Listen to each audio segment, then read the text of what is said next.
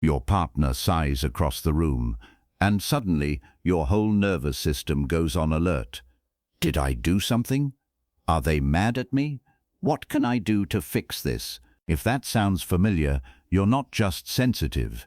You're not just a good partner. You might be caught in something psychologists call emotional over-responsibility. And once you see it, you can't unsee it. Here's a wild claim to start with. You are not responsible for how other people feel. Say that again in your head. Doesn't quite land, does it? Something in you resists that sentence. That resistance is the trap. It's the invisible wiring that makes you feel like everyone else's mood is somehow your job to manage, and it's more common than you'd think. One major poll found that 56% of women and 40% of men identify as people pleasers. That's not a coincidence. It's a pattern, a learned one. And today, we're going to trace it back to where it starts. Because here's the thing nobody tells you. Caring about someone and feeling responsible for them are two completely different things. Real empathy looks like this. Two people, one storm. You sit with them in it. You don't own the weather. Over-responsibility looks like this. Same rain cloud, but now you're not sitting with them. You're trying to physically blow the cloud away, exhausting yourself to control weather you didn't make. Brené Brown put it simply. Empathy is a choice to connect. It's vulnerable, but it's shared. Over-responsibility isn't shared. It's a burden you quietly volunteered for. The question is, why do we volunteer? Let's rewind the tape, way back. Because this pattern almost always starts in childhood. Psychologists call it parentification. It's when a child gets quietly assigned the role of emotional caretaker for a parent, or for the whole household. Maybe a parent was depressed, anxious, overwhelmed, and somewhere along the way, without anyone saying it out loud, the child learned to rule. My safety depends on their mood, so I'd better learn to read it, manage it, fix it. That's not love. That's survival, dressed up as love. Some kids take a slightly different route.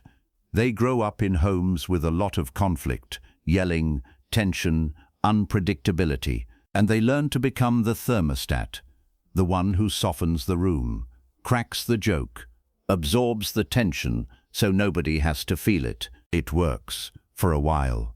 It keeps the peace, but it also teaches the child something dangerous, that their job, their very purpose, is to regulate everyone else's emotional temperature, forever. There's a name for the family pattern underneath all of this.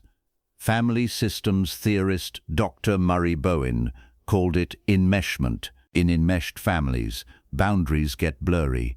Individual identity gets swallowed by the group. People say, "We're upset," instead of "I'm upset," because there's an unspoken rule: everyone has to feel the same thing at the same time. Bowen's life work was about the opposite of this. He called it differentiation of self, the ability to stay closely connected to someone while still remaining a distinct, separate person. That's the skill most of us never got taught. Which brings us to boundaries. And I want to clear up a misconception right away. Boundaries are not walls. A wall keeps everyone out. That's not what we're talking about. Boundaries are more like a fence around a garden. With a gate, they mark where you end and someone else begins. They protect your energy without cutting you off from anyone. When your boundaries are porous, broken fence, no gate, other people's weeds creep straight into your garden. Their stress becomes your stress. Their sadness becomes your sadness. You didn't plant any of it, but now you're the one pulling weeds. Healthy boundaries look different. You can still lean over the fence, hand someone a watering can, offer support, but you don't climb into their garden and start gardening for them. That one sentence, repeated enough times, quietly rewires a lifetime of habit. Their feelings belong to them. Your job is to support, not solve. Here's where the trap tightens. The moment you see someone hurting, that old wiring fires. Fix it. Fix it now. But here's what nobody warns you about fixing. It can quietly say to the other person, I don't think you can handle this yourself, even when you mean the opposite. And here's the part that changes everything once it clicks. You cannot actually control how someone else feels, not with the right words, not with enough effort, not ever. You can influence people, you can comfort them, listen to them, love them well, but the final decision about how they feel, that dial belongs to them. It was never yours to turn. Psychologists have a term for the mental shortcut that traps us here. It's called personalization. Assuming their pain must be about you. There's actually a therapy tool for this called the responsibility pie. Instead of assuming you're 100% responsible for someone's tears, you list every factor that contributed, their health, their history, their circumstances, and, yes, your part too. Almost every time, your slice is smaller than you thought. Not zero, but smaller. You're not the whole storm. You're one gust of wind in a much bigger weather system, and that's the real aha here. Enmeshment tells you their feelings and your feelings are one thing.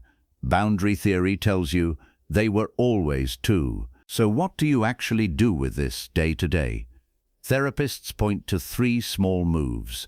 Notice, name, externalize. Notice when you're absorbing someone else's mood.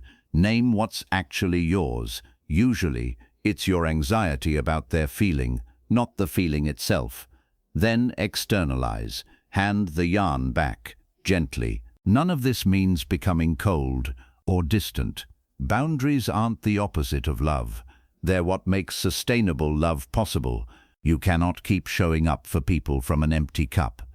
Every time you absorb what wasn't yours to carry, the cup gets a little emptier. Eventually, there's nothing left to pour. So let's bring it all together. You learned, maybe as a child, that managing other people's emotions kept you safe. That pattern has a name, enmeshment, and it comes home with us, into adult relationships, disguised as being a good person. But you were never meant to be a sponge for every mood in the room.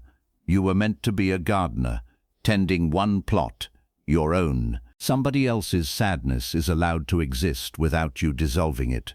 Somebody else's anger is allowed to exist without you absorbing it. That's not indifference. That's respect for them and for you. So the next time someone sighs across the room and that old alarm bell goes off in your chest, pause for a second. Ask yourself one quiet question. Whose garden is this, really?